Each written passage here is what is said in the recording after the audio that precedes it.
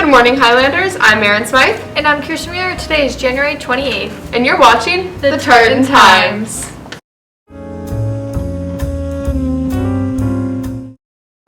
The Oak Hills mask mandate has officially been extended. On the 21st, Oak Hills has reassessed the current COVID situation and determined that it would be best for the Oak Hills staff and students to continue wearing masks. This time the mandate is scheduled to go until today, when the situation will be reassessed.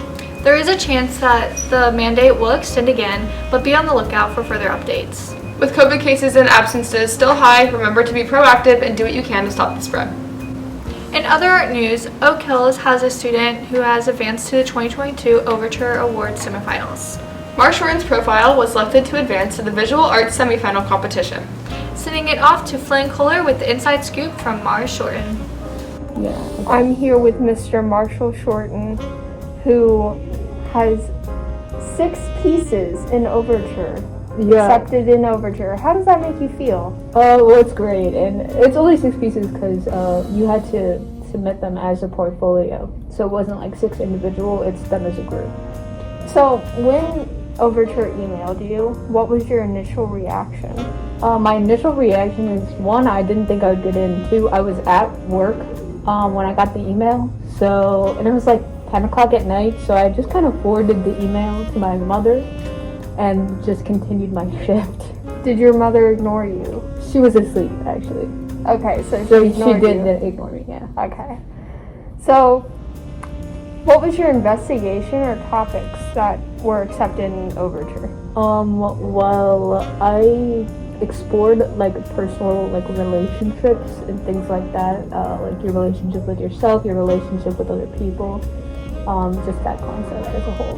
Which one do you favor more? I don't favor any particularly more than the other. I just thought it was an interesting concept. It's very interesting. I love it. Thank you. Did you think you would make it this far in this competition? No. I was very surprised when I got the initial email. I actually made one of the pieces in about 12 hours, like an hour before the competition was due. That's impressive. So I really was not expecting to go that far. I also had the flu in the middle of when I had to enter the competition, so I made about 2.5 of the pieces while very incapacitated on flu medicine. Did you second guess any of your pieces when submitting your portfolio? Well, yes. I was incapacitated on flu medicine for 2.5 of them, so I wasn't a big fan of 3 of them. 3 of them I was pretty happy with, but I feel like I could have done more, which is great because after you advance, you do get some feedback from the judges and you're able to refine the pieces. That's very impressive. Who was the first person at school that you told? My friends. Do you feel your artwork submitted and accepted was justified? I'd like to think so, certainly. Bit of an ego boost. Are they good pieces to you, Mars? I think that they're solid pieces. Sorry. I think that they are solid pieces. And I am pretty happy with what I have submitted, and I'm very happy that we have gotten this far. A little bit overwhelming, everybody congratulating me though.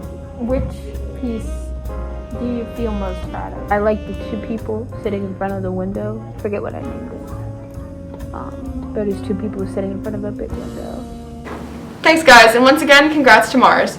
Now we're sending it off to our favorite sports aficionado, Adam Robb, reporting from a recording in the hallway. Thanks, guys. In sports news, the Cincinnati Bengals won against the Titans 19-16, moving on to the semifinals. They'll be playing Kansas City for a spot in the Super Bowl. Frick yes, dude. In other Oak Hill sports news, the boys varsity wrestling is having a match tonight. Yes. Okay, also, the girls basketball team is having a game on the 31st against Hamilton. Come, cheer on the girls, shoot some baskets, it's gonna be lit, dude. Also, we have the boys varsity basketball playing Middletown on February 1st at 7:30. Be here, get loud, and let's go Highlanders. Don't forget to think big and Friday on. Yes, sir. Thanks, Adam. Now we have Alex Taft shedding some light on our old friend Dwayne. The enlightened have always expressed their views through literature, and none other than one of these enlightened, amongst the highest ranks of men, is Dwayne "The Rock" Johnson. You see, Dwayne "The Rock" Johnson knows that it's about drive, and it's about power, that we stay hungry and we devour, that we put in the work, put in hours, and take what's ours. And I think that when he states this literary sentiment, Dwayne "The Rock" Johnson is like pulling out a deeper meaning.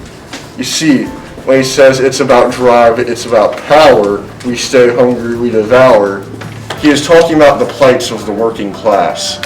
And he is clearly just exuberating the struggles of the modern world, how we have to keep making about drive and we have to keep gaining power. But really, Dwayne "The Rock" Johnson, he believes that the power is in us and it must be derived from us. So therefore, the earth is flat. Thanks, Alex. We really appreciate the insight. That's all for this week. Thanks for watching and go Scots!